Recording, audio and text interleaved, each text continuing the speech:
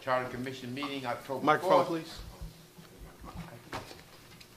All right. Click your board is the first take. I call to order the City of South Fulton Charter Commission October the 4th, 2022 at 6 p.m. Mr. Clerk, would you call the roll, please? Yes, good afternoon. This is roll call for tonight's meeting. William Bill Edwards, Chair. Here. Judge Kenya Johnson, Vice Chair. Present. Benny Crane. Dedrain D. Franklin. Here. Welcome back. Thank you. Yeah, welcome back. Thank you, guys. I appreciate you. Ms. Dory Henry is not present. John Herring. Here. Daphne Jordan is not present. Cecily Cole Martin. Present. Suzanne Ockelberry will not be present tonight, and Marshall J. Chaggart will not be present tonight. Mr. Chair, we do have a quorum. Okay, I'm gonna let my self-appointed preacher do the invocation. To my left. Oh, that'll be me, huh? That's you. Let us pray. Dear gracious God, we thank you for this day and for all the many blessings that you bestowed upon us. We thank you for every household that's represented here today, God. We pray a special prayer that each house will be abundantly blessed for the service that you have called us to tonight. And we pray, Lord, that the words of our mouths and the meditation of our hearts will be acceptable in your sight. It's in Jesus' name we pray. Amen. Amen. Dee, I want you to know that, the condolences and the prayers went out to you during your loss. We really appreciate you coming back. I appreciate you guys, and thank you for the card that you guys sent, and just thanks for thinking about it. Oh, absolutely. Really, really. Is the mic on? Oh, microphone. Your Her microphone. mic. I'm sorry. I want to say again that thank you guys so much for thinking about me and my family, and thanks for the card that I got yesterday, and I really appreciate you guys just for just thinking about my family. Yeah, well, Pleasure. it's been hard. Miss Ackleberry, she had the same issue, but our prayer was with you and your family. Okay? I'll accept the motion for the approval of the meeting agenda. So moved. Oh, we're gonna. Second. Properly moved and second. Any discussion? Hearing none. Let's vote by a show of hands, please.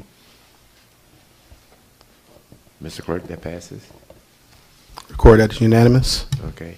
Approval of the 9/20/22 meeting minutes. I'll accept a motion on that. So moved. Second. Properly moved and second. Any discussion? Hearing none. Show of hands. Let's vote. Record that as unanimous. Okay. At this point, Mr. Clerk, we're going to go through the revised. Am I correct? Yes, and I just give it an introduction here.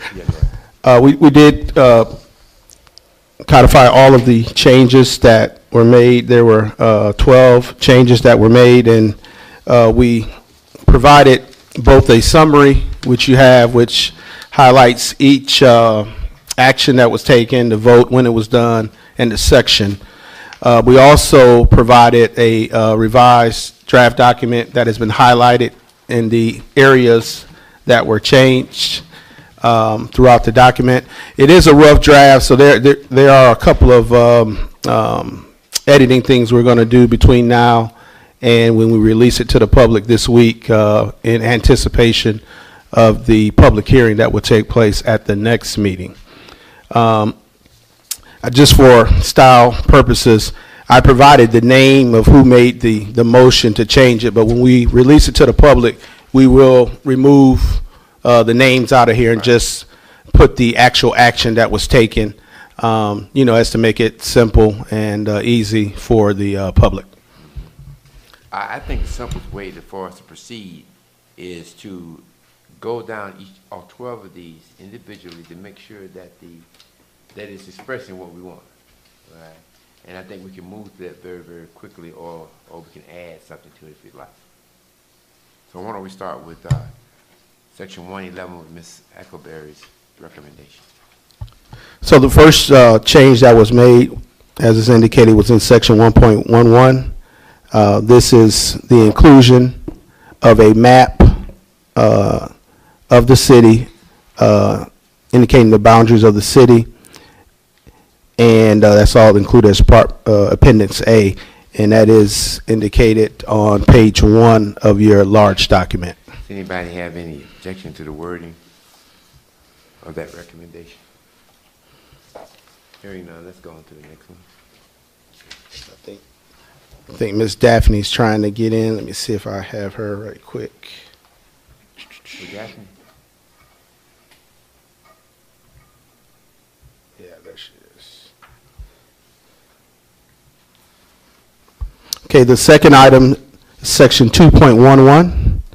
This was a new section added that requires that the mayor and city council members submit at least one,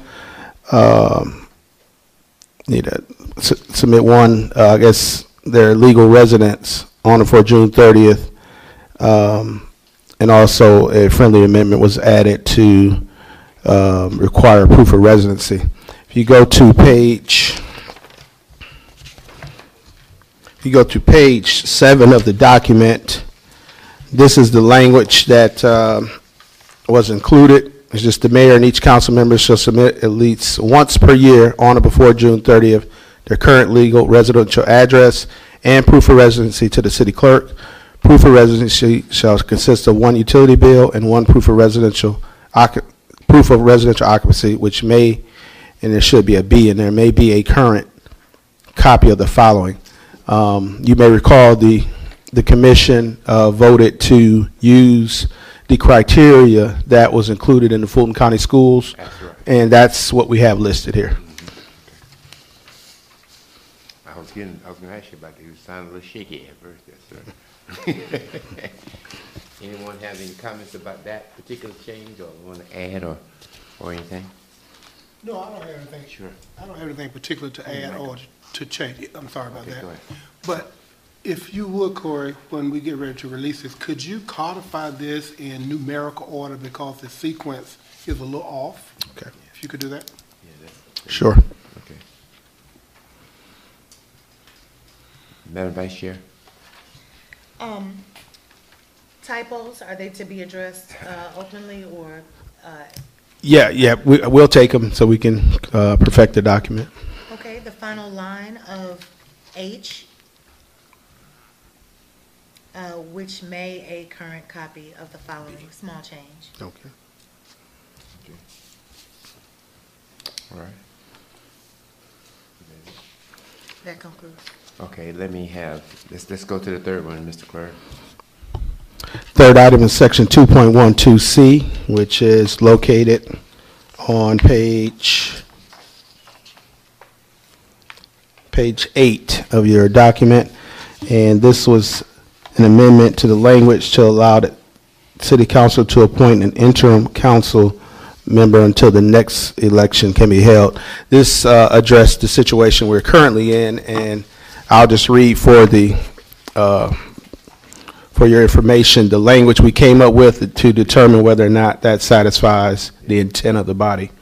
If a vacancy occurs with more than 12 months remaining on the term of that office, and there is more than 6 months until an election can be held, the city council or those members remaining shall appoint a successor until the election can be held. So what it does in this case, if there's more than 12 months left on a council member's term upon resignation, and the special election cannot be held until later than 6 months from that resignation, then an appointment can be made in the interim until that special election is held. I think that's the way I heard it. Was out there any comments, any additions?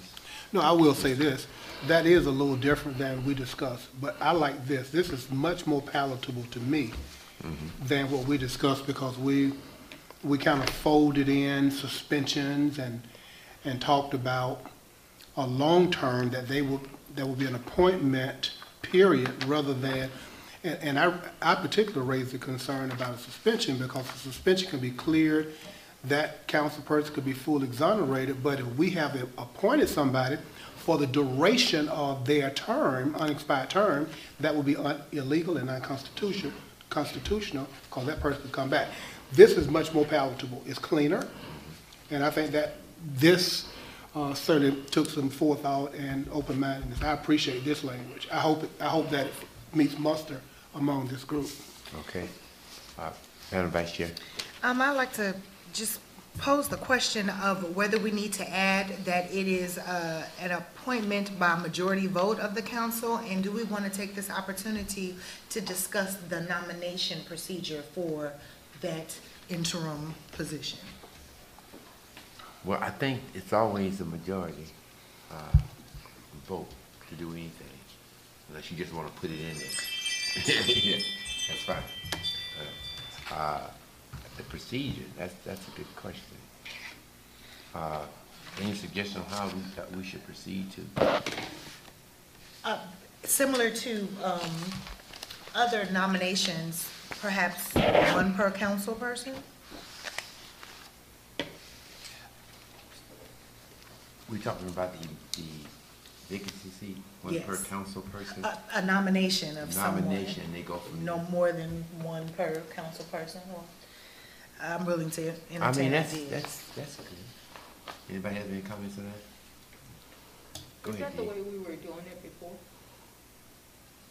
When you had a vacancy? Yeah. Well, we weren't doing that. You know, exactly. Yeah. I think that's a great way to do it One person. for council person. Well, now, let me ask this question. Would you think it would be district sensitive?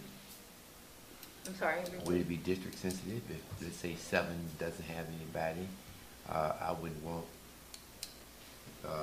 Ms. Rao to bring somebody from 1. You follow what I'm saying? Yeah.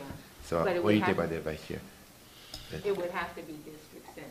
It would have to be district sensitive, I Yeah, don't think. because they understand what they need most in their district. Yes, absolutely. Unless, Mr. Chair, if the vacancy is one of the at-large seats. But that's totally different, yes. Right. So, okay, so, Yeah, is that, unless, they put that in now, so unless it's an at-large seat. But I think that it needs to be district sensitive. no doubt. Yeah, Mr. Herring, you was about to say something. No, we were just rectifying the microphone. Yeah, So- that cleans it up to make it district sensitive. You're right. Now, but back to the central question, should we stipulate how many nominations each council person can get? Even though it's district sensitive, it still should be narrowly focused on the specific district where the vacancy occurred. Is that what we're saying? I would say no more than one, what would you say? No more than one makes Right. sense. And you have an option, you don't have to do anything. Right, Correct. exactly. But you're limited to one. Limit to 1. 1 district sensitive, we move from there. And Unless it's at large. And the way we can spell out district sensitive, the nominees must be a legal resident for the prescribed period of time In that of the district where the vacancy occurred.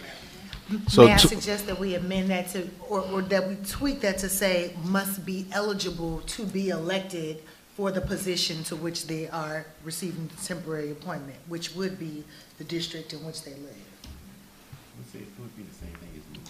So we would track the requirements as listed, I believe, in section, first section in terms of qualifications to run for I office. think that's what we're saying. Yeah. I think that certainly comports with Judge Johnson.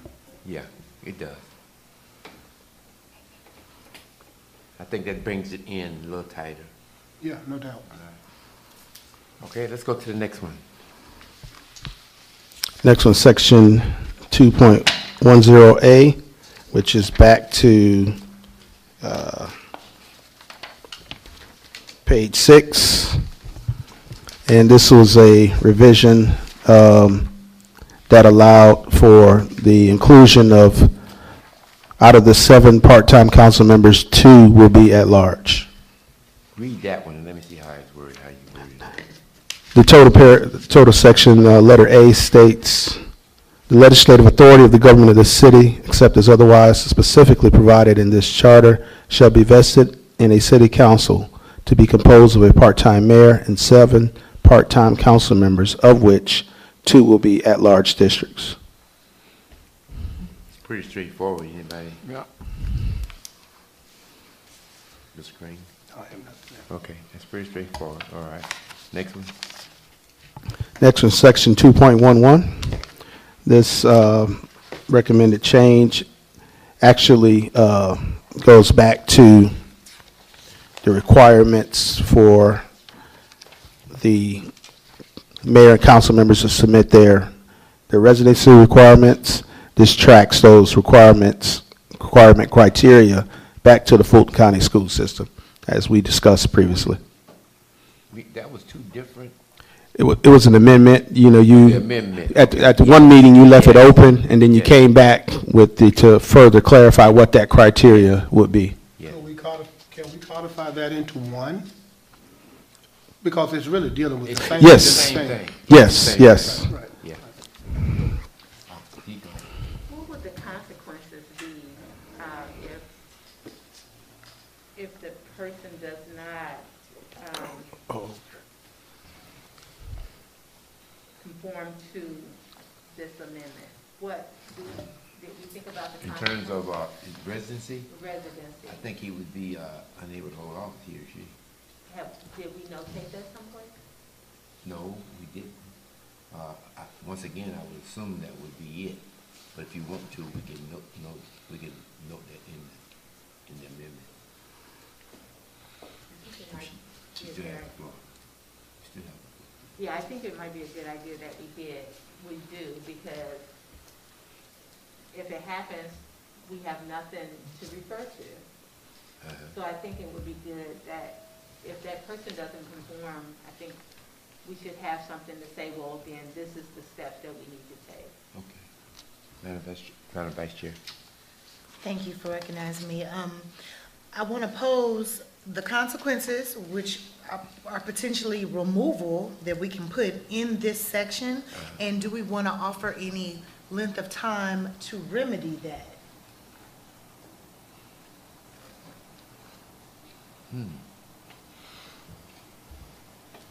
There should- Now, you may help me with this, Corey. At the time of submittal to run for office, how much time is between that and the time that you actually run, or you can actually accept their money as a qualified candidate?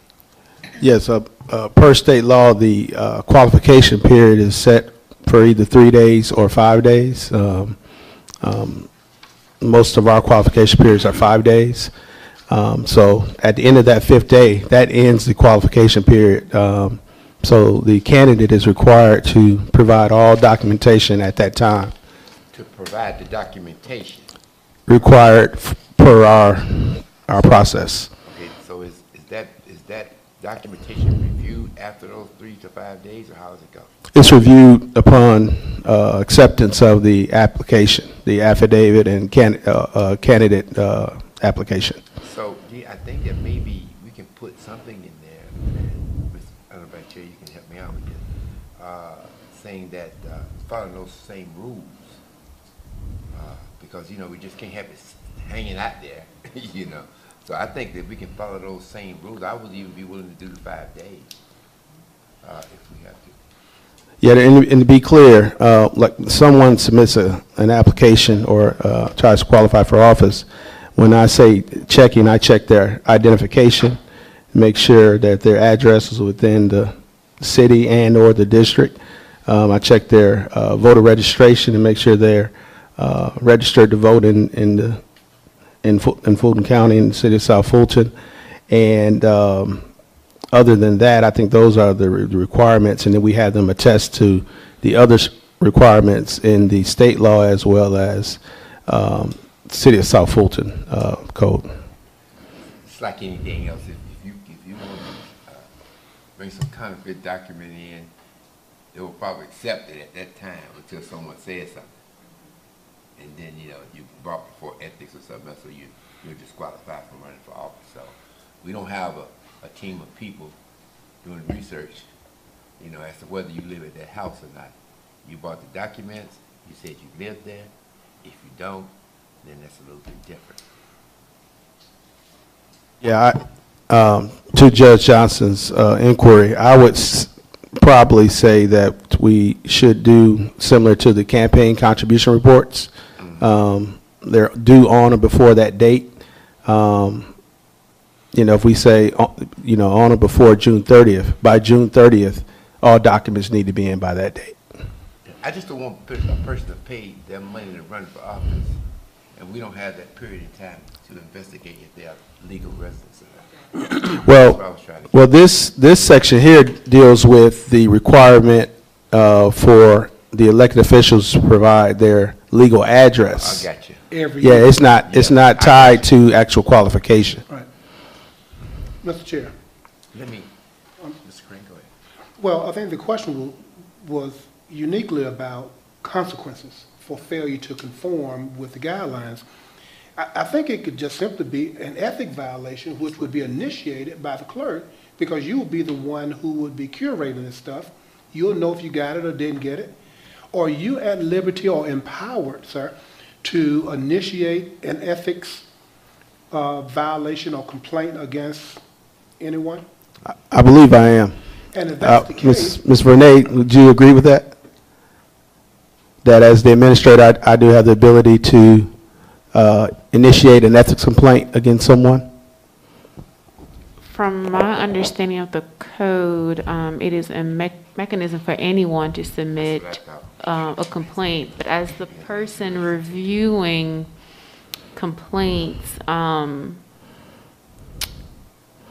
it's not written in there, so I'm assuming you could bring up Okay. an issue and panel 3 folks to listen to it. Right. And Mr. McClendon, I was thinking along the same lines of the election superintendent.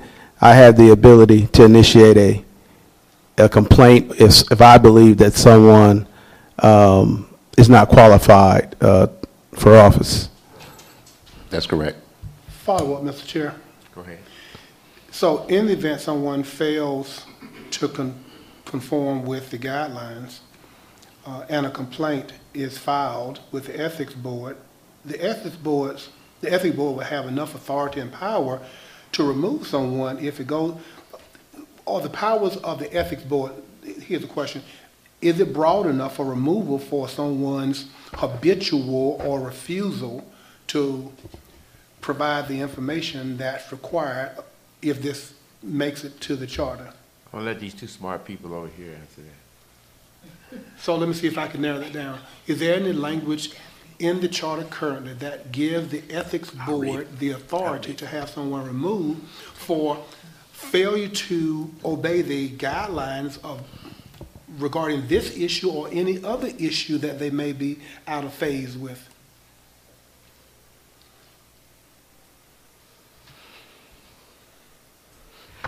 Not specifically listed as you just presented, but we could add in there one of the overall requirements is to ensure.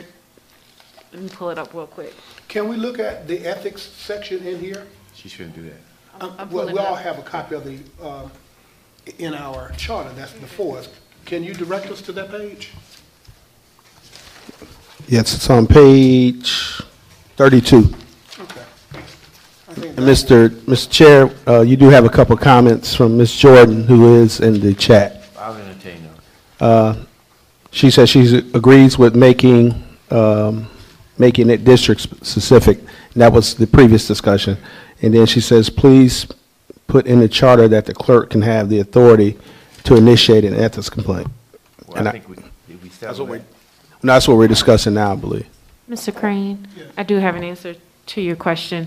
So an ethics complaint that is filed shall at minimum identify the specific provisions of the charter that are violated. So I think that it would be applicable to say that the charter requires that you submit residency requirements and you have failed to do so, and this is what the basis for my complaint. Consequential to filing the complaint, is the ethics board empowered to recommend removal? Yes. Is that in the current charter? And if so, can you direct us to where that's found? Yes.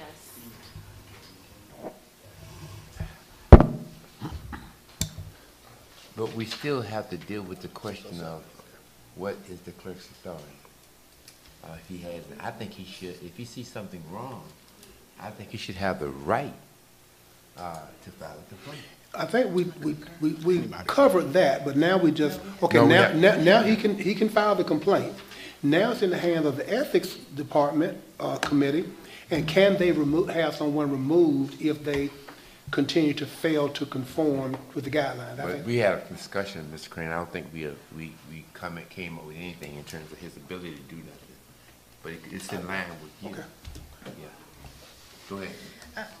Madam City Attorney, can we get some clarity again on who has the ability, not the referencing of the charter section, but who has the ability to bring an ethics complaint?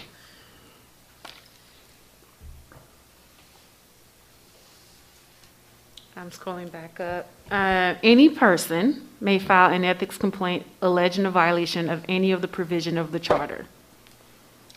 It just says any person. Does it say they have to be a resident? Any person is kind of broad. That's on page 32, Mr. Chair. It's not in here. 6A1. It narrows it down. It does, it's exactly as she read it.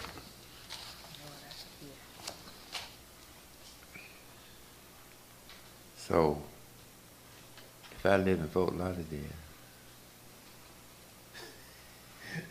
I'm talking about ethics complaints. That's what it sounds like to me.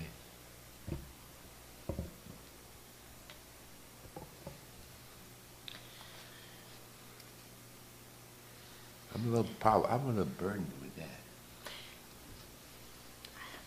Go ahead. Mr. Chair, I have a motion. I move that a requirement to file an ethics complaint in the city of South Fulton can only be initiated by a resident, an elected official, which is also a resident, and the city clerk.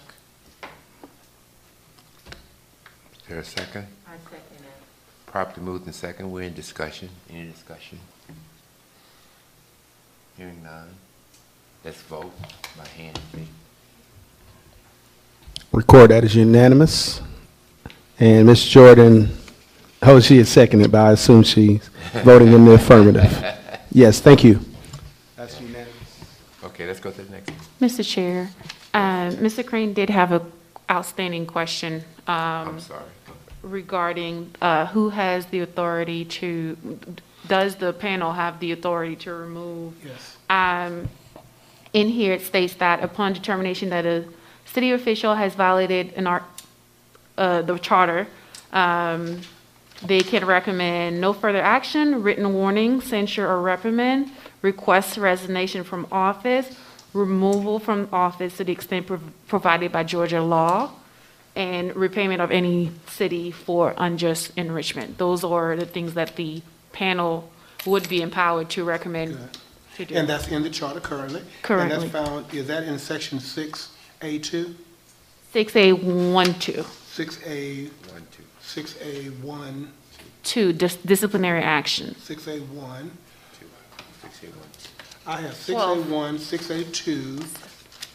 I don't have a 6A1, 2. 6-8.12.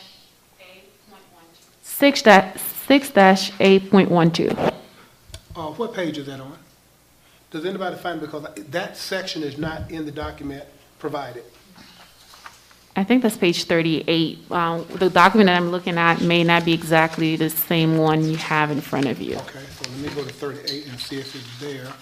6A1, okay, it's 6A12 is on 38, and the ethics complaint is 6A1. Okay, all right. You found it? Yes, it's on 38. Okay, thank you very much. So that answers the question, Mr. Chair, It does. about the consequences. It's an ethics complaint that needs to be filed by the one that would know if they conformed. Sure. and they'll take it from there. Absolutely. Yeah. Okay. Good job. Let's go to the next one. Next one, we have section 2.16A, which is a section to remove the words "other appointed of officers" from this section, and I'll read it for clarity. It's located on page 9. And it states, "The mayor or a council member shall be removed from office for any one or more of the following causes." And as you can see, the strike through is what was removed per this motion. Okay. Any questions? Madam Vice Chair, go ahead. Do we want to take this opportunity in this section to also say failure to maintain residency within the city? Yes. Yeah. I'm sorry. she's talking out of- Do you were pretty fast on that one? You adding to it? Need a motion? I didn't know. I move that this section relating to removal of officers include the additional provision that elected officials in the city can be removed for failing to maintain residency within the city. I second it. Any comments from you guys on that one?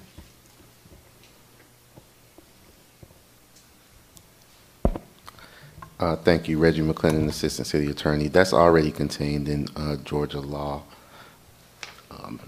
but this would be consistent with state law. Okay, that's good. Let's put it in.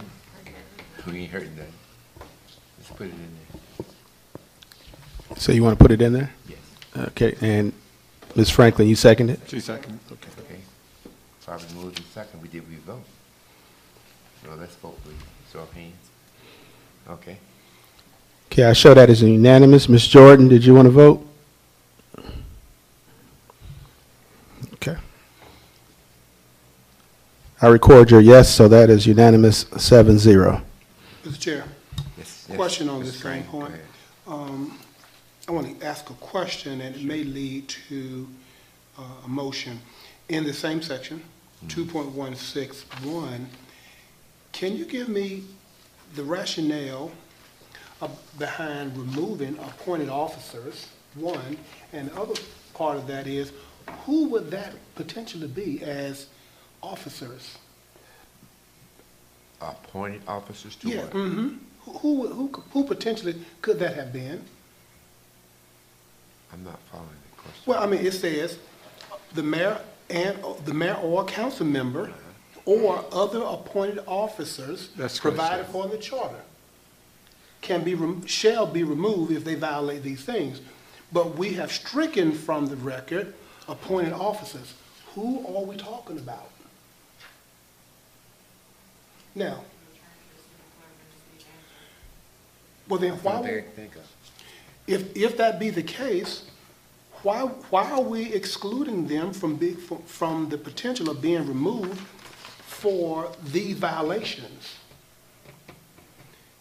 So we need to clarify the appointed officers. Or just take that out and it will be what it will be. They are who they are. Without us having to identify them, because just that quickly, the city attorney said, bam, we know who it is. So why would we, assuming that that's correct, why did we choose to exclude them? Just trying to refer back to our, Another thing, the assistant city manager would not be an appointed officer, would No, the assistant city manager or the city he? manager? Assistant city manager. I believe that's a position filled by the city manager. Absolutely. So he's not an appointed position. okay, well then, that person out, who's in? We know who's out, but who's in? I believe the city manager is an appointed position, the city attorney is an appointed position, and the city clerk is an appointed position. So why would we then want to exclude them from being potentially removed for failure to uphold the Constitution, discrimination, or We discrimination? shouldn't. Right, that's what I'm thinking. But that's what we voted on back on August 16th, with a 6 affirming that and 1 abstention. One other thing is, what about contracted employee? The police chief is contracted.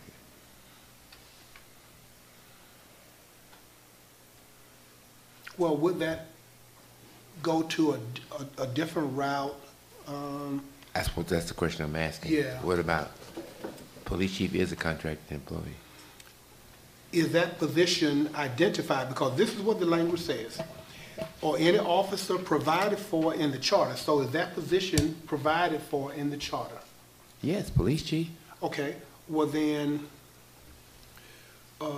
chief is an office. I mean, he's an officer. I'm just going with what you're saying. Yeah, yeah, but what Appointed officer, but he, yes, But I he, see what you're saying, but he's yeah. contract. not He for- is, but he is appointed. He has to, Has to be approved by he the has to council. approve by the council. He's appointed, So, yeah, so that would technically make him appointed. right. Am I right? You all Starsky and Hutch, Jordan? Yes. Right.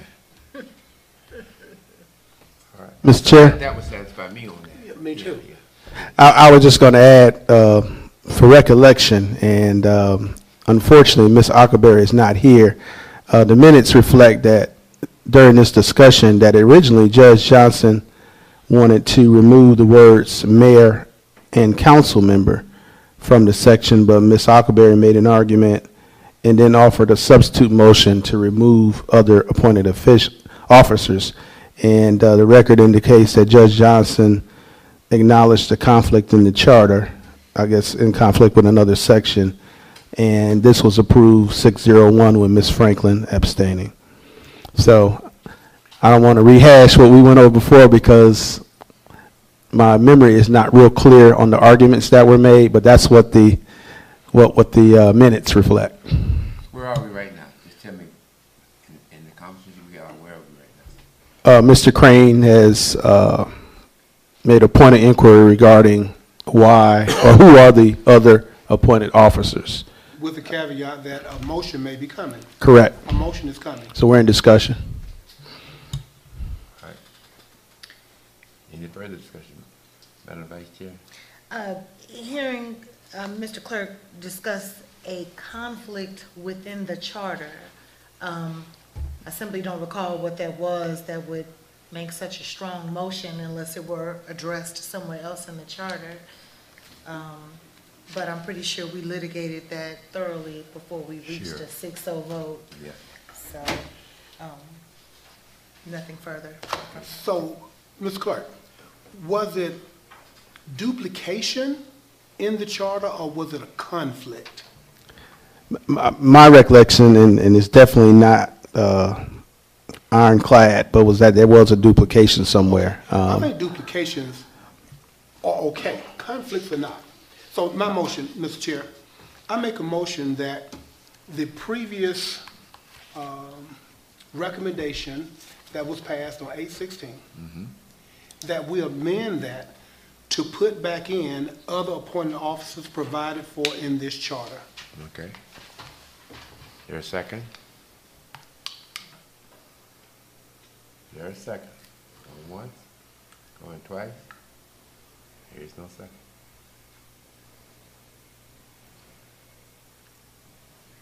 So, Ms. Clerk, can you help us? If we're taking this out because you said that there's some duplication, can you point to the line and verse where it is in there that these people, specified people, can be removed for these said things? Because if we can't identify it, are we saying we don't want them to be subject for removal for these things? Because if it's a duplication, I want to see the duplication. And I think any of us would want to see the duplication. Right now, we don't have it before us. I think we ought to vote on stuff that we can lay our eyes on. Yeah, like I said previously, I vaguely remember this, and we could definitely pull the verbatim or even the tape, but, I recorded a conflict, so for that term to be used, I would have to look to determine whether there was a distinction between a conflict or a duplication. Right now, you're saying conflict now, but when I ask you the direct question, Right, you said duplication. right, I said to the best of my recollection. Okay, Yeah. all right. I said, but I believe there was a duplication, but, like I said, Ms. Ockerberry was the person that made that argument at the time. Why don't we give him that opportunity? Why don't we hold this until our final resolution of everything that we do? I think, and to give you an opportunity to go back and look. And I can bring that back for you. I appreciate Okay. that. All right. Next item. Next item is section 3.25, which is located on page 18. Page 18. This was an amendment to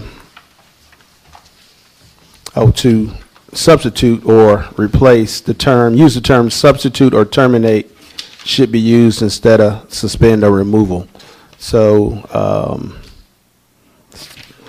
page 18. You may recall, I believe it was Ms. Ockerberry, the language in here, have the authority to hire persons to act as department heads or directors and fill other positions designed by ordinance or resolution, and appoint, and when the city manager deems it necessary for the good of the city, suspend or terminate. So we had a debate, I recall, about whether to use remove or terminate, and the body voted to use the term suspend or terminate. Any response from anyone? I loosely remember this, and perhaps it was from the fact that elected and appointed officers are removed, but employees are terminated. And so I think that's where that may have resulted in, and I remain in support of this change. Any other comments? Okay, let's move on. Next item is section 3.28. This was an amendment, is on page, what page is that on, 328? Page 19, where we made an amendment to indicate that noncompliance of this section is a violation, and to refer back to the ethics policy in terms of adjudicating it. So the sentence that was added was, any violation of this section should be adjudicated pursuant to the process outlined in section 6A1, ethics complaints. Any response? Okay, hearing none, let's move on. Mr. Chair, Yes, sir. I was having maybe an epiphany Yeah. regarding a matter that we've already discussed insofar as council members or the mayor who may have failed to provide proof of residency. And I raised concern about the clerk being the one that would initiate that ethics complaint for their failure to do so, because he would be the caretaker of the record. That could really get the clerk in the crosshairs of his bosses. I thought the remedy we talked about was the fact that if he as clerk saw an obvious infraction, that based on what he has seen, Right. he can bring Right. a complaint. And see, you use the word there, can. I think we ought to take can out because that leaves discretion. I think we ought to say shall, so they can't be upset with him for doing what he must do. If you say can do that, then he would have the discretion to do it or not do it. Yeah. Well, my thing is, if it's in the charter, and someone during that time may have overlooked it or something, all right, and the clerk sees it, then I think he has the responsibility to bring an action. I agree. Yeah. And I think we ought to say shall, the clerk shall initiate that ethics complaint, because somebody can very easily say, oh, it was an oversight. Somebody else may interpret that as favoritism or just failure to do it because that's my buddy. But and that person may have not done it, and it may not be Corey at the time. It could be somebody else 30 years from now. I think we ought to consider a mandate to keep that person from being in the crosshairs of some very, very powerful elected officials. Just some thought. Okay. All right. Next one, please. Mr. Clerk. So we're next at section 4.13. Yeah, it's on page 22. Page 22. And this is an amendment, regarding removing the city clerk, mandating that the city clerk is nominated by the mayor and appointed by the city council. That's already been done. They did it by ordinance or resolution. They did it by ordinance. So I think keeping it in there just backs up what they did. Any comments on that? Okay. Can you read that over again? How was that? So the section 4.13, which is located on page 22, and what this amendment did was pretty much restore the previous way, made the city clerk a direct appointee of the mayor and city council. So it reads that the mayor should nominate instead of the city manager, and the city council shall confirm by majority vote a city clerk who shall not be a city council member. The city clerk shall report to the mayor and city council. The city clerk shall be the custodian of the official city seal, maintain city council records required by this charter, perform such other duties as may be required by the city council. City council shall provide for the compensation of the city clerk. And Ms. Franklin, that was in the original charter. Okay, so why did we decide to leave it that way? There was a No, actually, there was a motion to change it back. change it back to the original. In June of 2020, the General Assembly changed the charter to make the city clerk an appointee of the city manager. Okay. And so what this motion did and what the council did last week was place the city clerk back as an appointee of the mayor and city council. And most charters have that. Even our city manager, in my conversation with her, she agrees with this totally. And it will be confirmed by the council? Yes. The council will have to confirm that once it's done? Yes. Okay, I'm good with that then. Okay. Okay, next. Next, section 4.4, which is that should be 4.14. 4.14, which is also located on page 22. Regarding the finance director, this amendment confirmed that the city council shall confirm the appointment of the finance director upon the selection by the city manager. So the difference that was made here was that previously the city manager selected the finance director solely. This body added the extra step of the city manager selecting the finance director, but the city council would have to confirm that appointment. Only position we did? That's the only, the finance director, yes. I don't know, I thought, I know there was some discussion about other positions, but we were in section 4.14, which dealt directly with the finance director.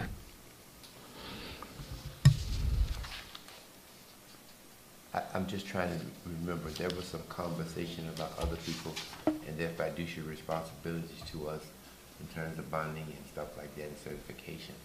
That's why I'm a little bit confused. Because we even talked about the city, this assistant city manager being approved by the council. Right, yeah, I recall that discussion, yeah. I don't think that was in the motion that was made, though. That was the only difference, and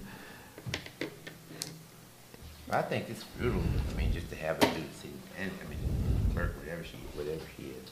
I think that, you know, the city manager gets his job he gets his job through a, recommendation from the mayor. And that job should be confirmed by the city council. I think that, that it should be the same step. Yeah. As for assistant city manager and things of that nature. Exactly. Yeah, I recall that discussion, but I don't recall that the motion contained that, because I remember that Mr. Crane had offered the rebuttal in terms of where does it stop at in terms of the review by council of appointed officials, not directly under the supervision of the city council. But we could, I mean, we would have to find a section, because I don't think the assistant city manager, because that is an appointee of the city manager, is not mentioned at all in the charter anywhere. So, Go ahead. May I draw your attention to page 17, section 3.23? It talks about the appointment of the city manager and the acting city manager. Yeah.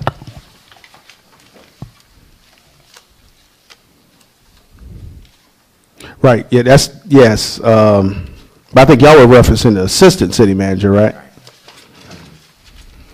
Mr. Well, Chair.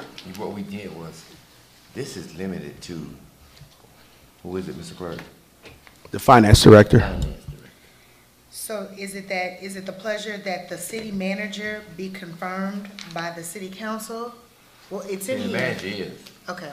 she already, what we're saying is, if in fact there is a candidate for assistant city manager, that they come in, she still gets to recommend, but that they go before the council to be confirmed. Thank you for that clarification. Yeah, that's what, and when he read it, it's a lot different than what I heard the conversation.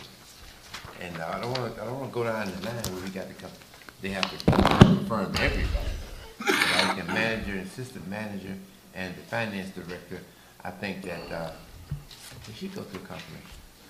I was going to say, to accomplish what you're talking about, it would just entail adding another section, maybe 4.15, and then renumber the rest and put assistant city manager. Previously, because that was at the discretion of the city manager, it was not listed in this document. So, I think, it's up to you all, but I think it's a good thing. How's it done now? I'm definitely. What do you say, Mr. Crane? How's it done? Is there any approval process in place currently for the assistant city manager? Only for the manager. But the assistant city manager, that's at the discretion of the city manager, that's correct. So he can hire that person just like he can hire somebody over Parks and Rec, anything else? And I don't think we're going after everybody. No. That was just a question. Yeah, That- hires, just like she hires Parks and Rec. Right, okay, that's all I was asking. Yeah. These are delicate positions. I mean, these are positions that, you know, we've had our issues with. Well, And I'm just putting another layer in there to get more eyes on it. You know, I mean, it doesn't take anything from the city manager. potentially it could though, Mr. Chair. Oh, let me finish. Here's what I'm saying.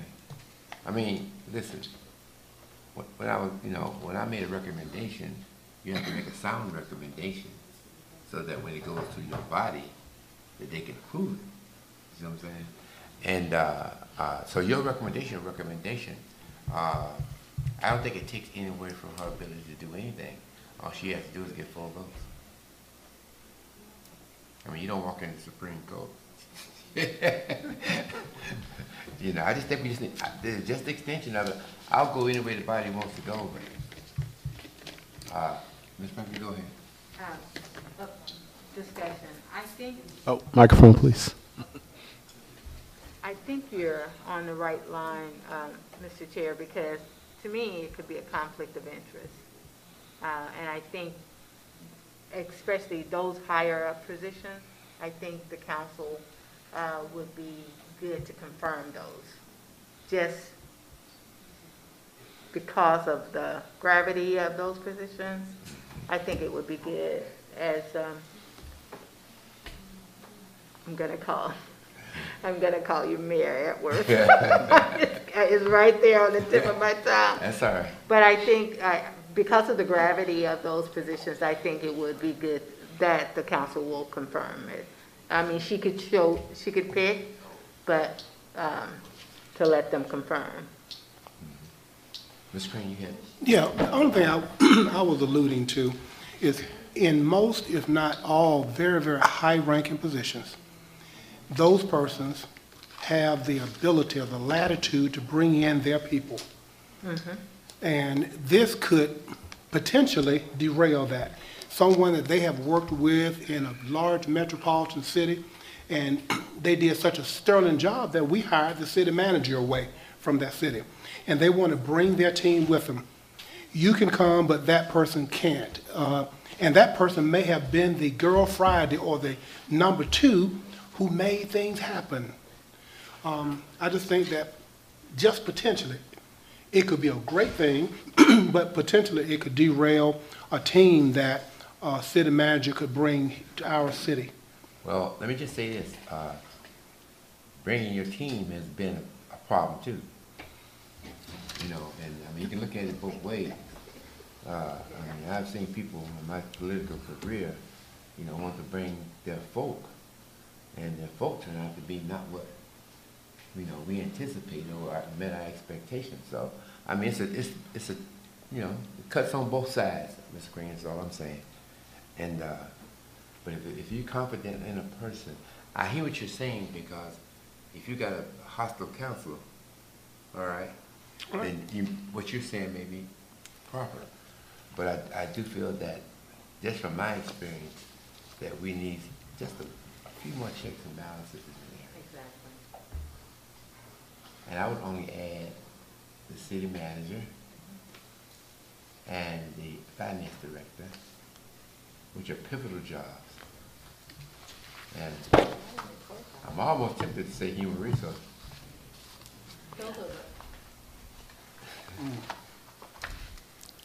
Tempted to say human resources. Well, you said you weren't going to put everybody under that. No, they ain't got more folk out Okay, there. so- Sometimes I want to put everybody.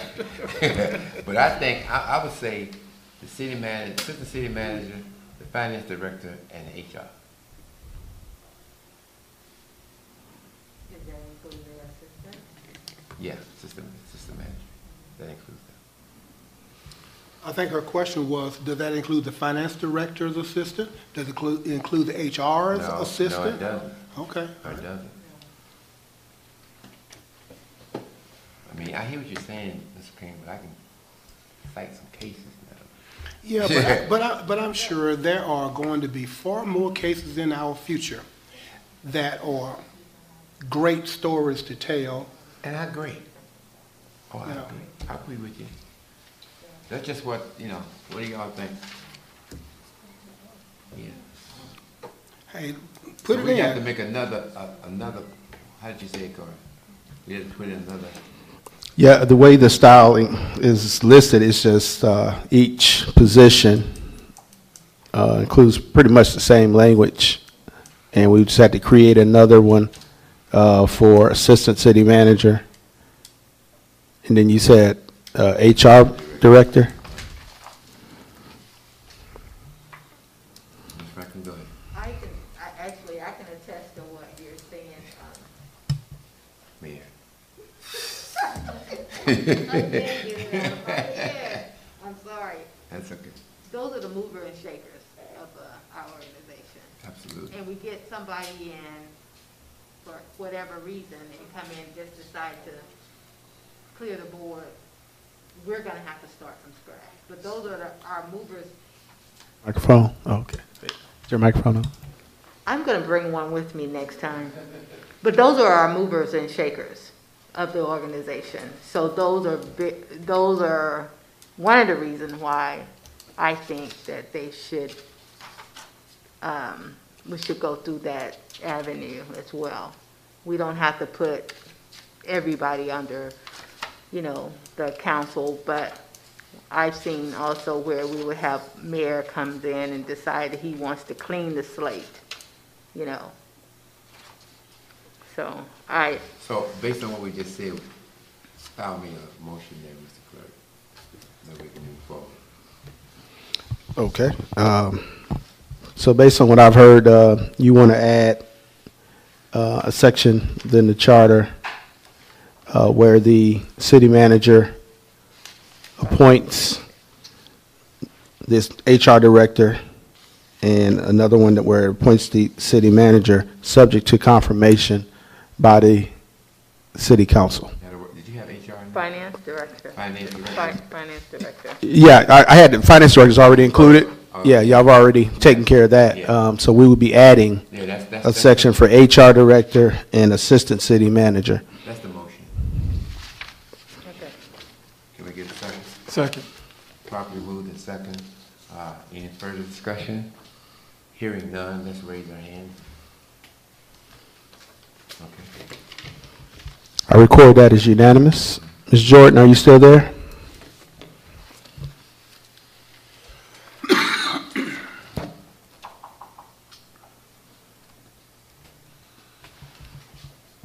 Okay.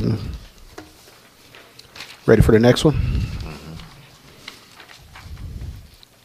Next one is section 6A4, located on page 34. And this was the selection process for the new ethics panel list. Each council member would have 2 appointments, one of which should be an attorney. Each ethics panel shall consist of 3 members and would have a minimum of 1 attorney on each ethics panel as selected by the city clerk. He said 32. I'm sorry. So on page 34, this is the section where we kind of had to play with the language, and the rule that we used was to try to keep the language that was in there as best as possible.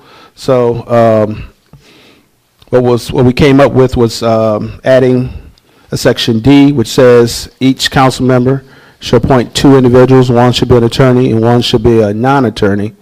The mayor shall appoint 1 individual who may be an attorney or a non-attorney. Section D, well, that would be E. That's mislabeled. It would be individuals should be deemed qualified to serve on the ethics panel for so long as they meet the following qualifications where applicable. And this was the section that the next page listed the qualifications for attorney members. So to not have to redo this whole section, we just added the language where applicable on the end. And then we went into the different criteria. So number 1, attorneys at law must be in good standing with the State Bar of Georgia. 2, attorneys at law must have at least 5 years experience in the practice of law with no less than 3 years of dedicated to general. I think that was the criteria that did not change. We maintain criteria 3, reside or maintain an office within Fulton County. That's for all members, whether attorney or non-attorney. 4 was are not and have never been an employee or city official and are not the spouse, parent, child, or sibling of an existing or former employee or city official. Number 5 will have no, and the members of their immediate family have no business or contractual relationship with the city of South Fulton, and not provided monetary or in-kind campaign contributions to sitting council members, and otherwise have no conflict of interest in providing service on the ethics panel. So all those remain the same. And in section E, to clarify how the drawing would take place, to ensure that an attorney would be on each ethics panel, we added the drawing of names by the city clerk should be witnessed by, well, let me see.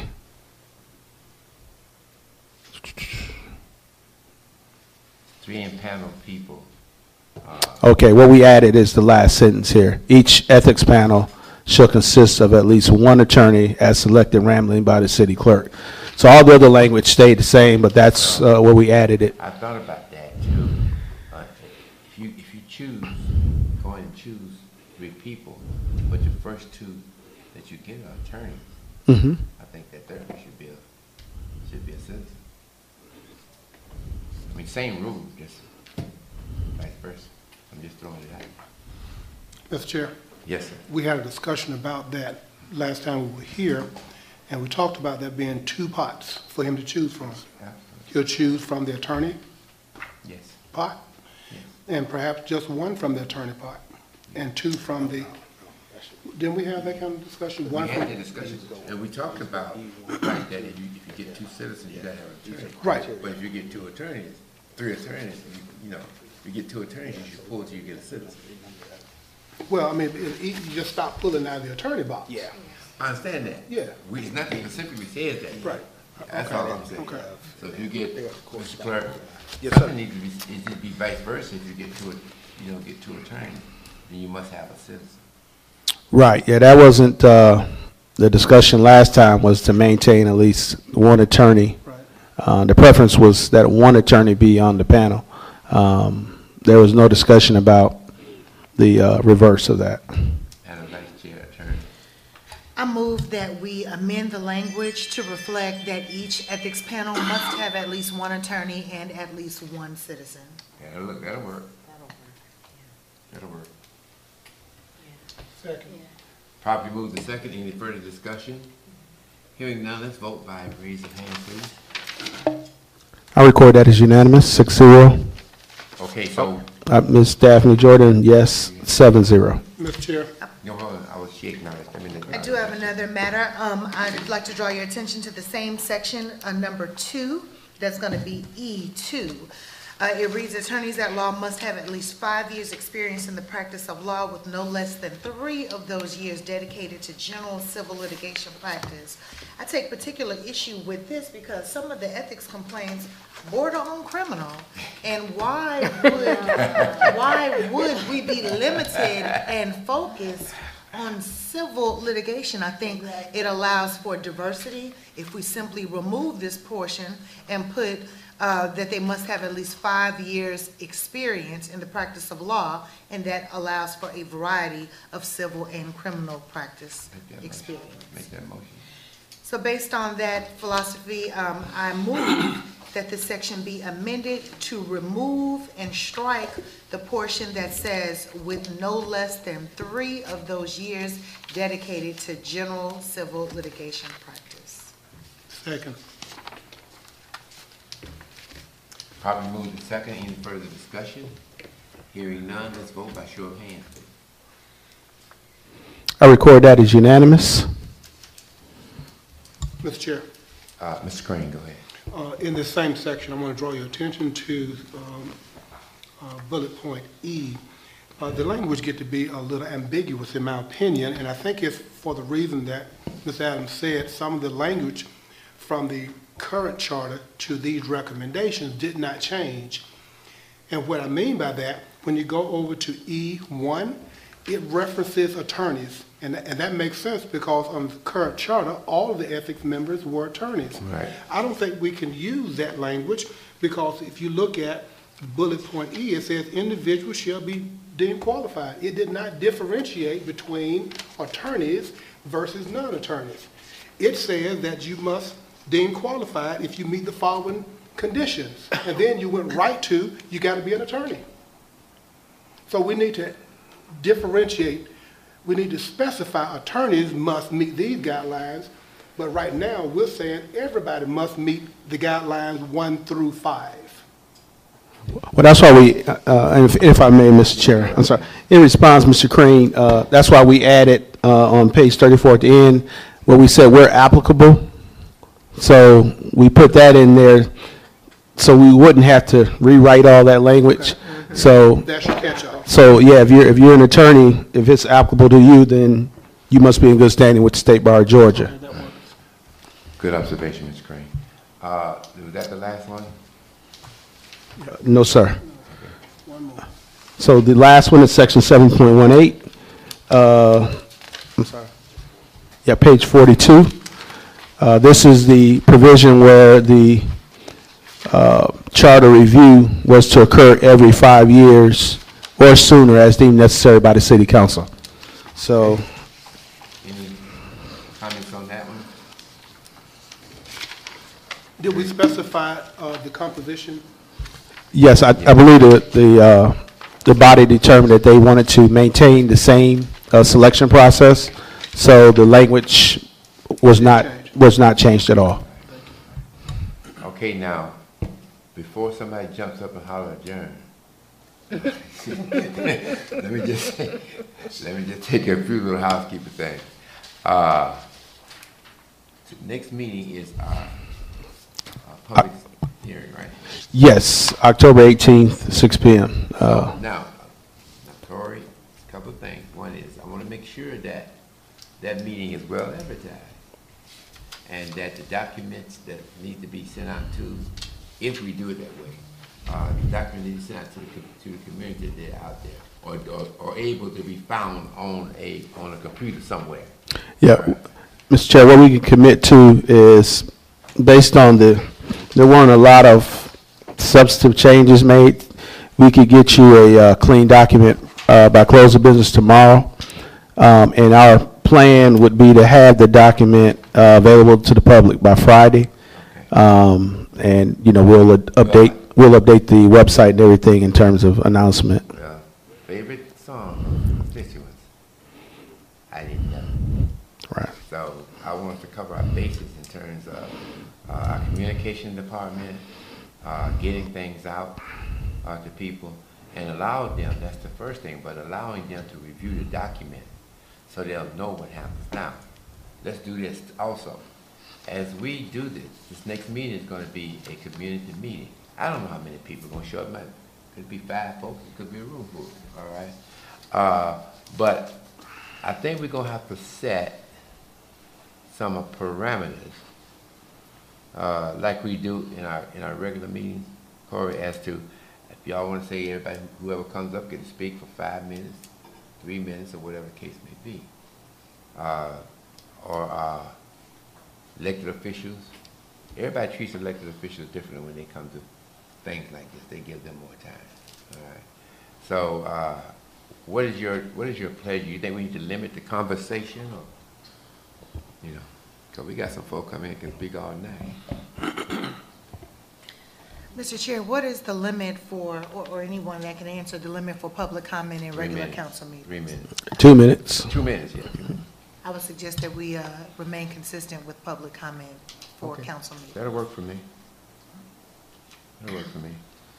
And we should put in there, no sharing of time.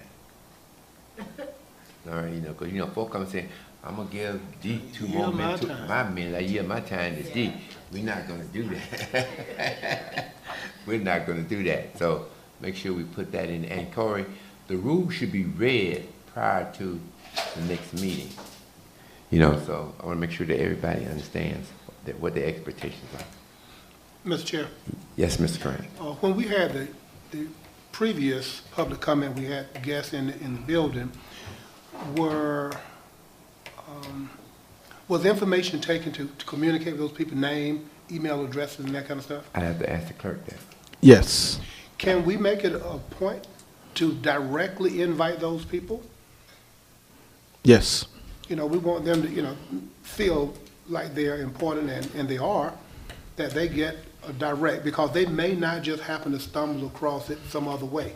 Right. We want to let them know, you know, I think that'd be a good idea to include those people. And I will say that in our distribution list, it does contain a good number of community point persons. So people that have demonstrated an ability to disseminate information to their neighbors and others. So in addition to our list, you know, we'll definitely use the Department of Communications and their networks. I spoke with the city manager about the newsletter as well as their blast that they do. So we will come up with a communication plan based on that. Also, all comments should be germane to issues pertaining to the charter. All right? Now, if you ain't, I'm putting you up out of here. But all comments, we don't get into other stuff. You know, so all comments should be germane to and restricted to issues as it pertains to the charter. Madam Vice Chair, go ahead. I wanted to bring up one more issue before we adjourn. I'd like to draw everyone's attention to page 23, that's section 5.1 regarding the judges. After reviewing subsections A through E, I make a recommendation that the chief judge live in the city of South Fulton. There aren't many other courts that don't require residency in the area that they serve, and there are many reasons why it's important for the judge to live in the city and be familiar with the concerns of the residents and the city in general. And so, as a result, based on that philosophy, I will move that the municipal court judge, which is the chief judge, be required to live in the city of South Fulton.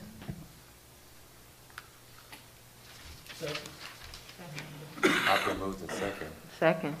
Properly moved and second.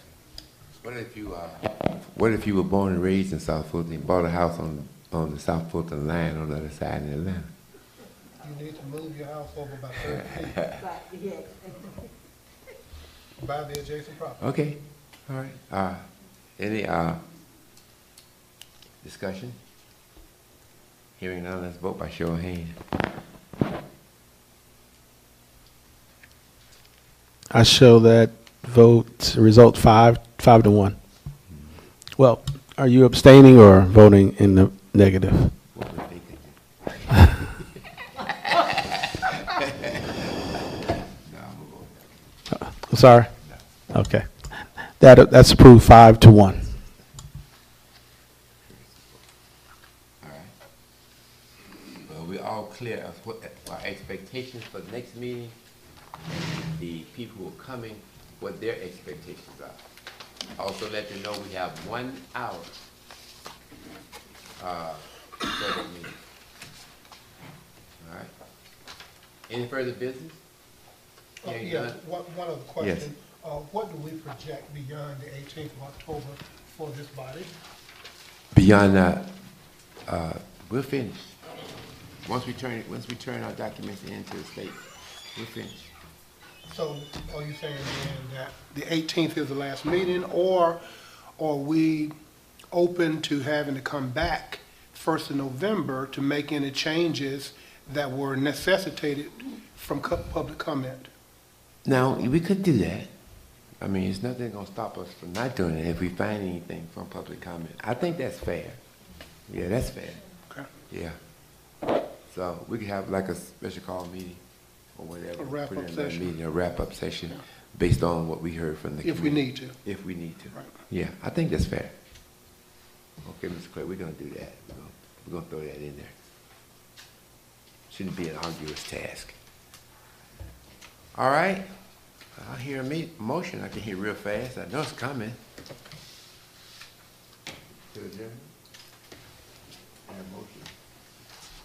Well, y'all want to stay here a little longer? I make a motion for adjournment. Now we adjourn. The judge was slow today. Because you know, judge will get it. Yeah, yeah. She'll- Well, I she'll got a adjourn motion you on in the a minute. floor. Yeah. There's a motion. All right, there's a motion second. Second. Properly moved to second. Any discussion? Consider this meeting adjourned. Have a good evening, everybody. You do the same, Benny.